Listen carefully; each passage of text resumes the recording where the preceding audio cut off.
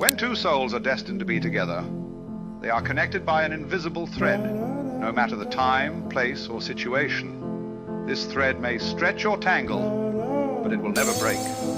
If a man ever loses his loved one, he will search for her in everyone he meets. But maybe he doesn't realize she's still there. Not in others, but in the quiet moments, the memories that linger, the love that refuses to fade. Because when two souls are bound by love, even loss cannot sever the connection. Love like this leaves its mark.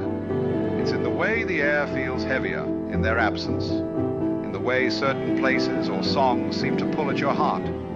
It's a reminder that true love doesn't just vanish. It becomes a part of you, shaping the way you see the world, the way you live your life. And maybe that's how love transcends even loss, by continuing to grow within us long after they're gone.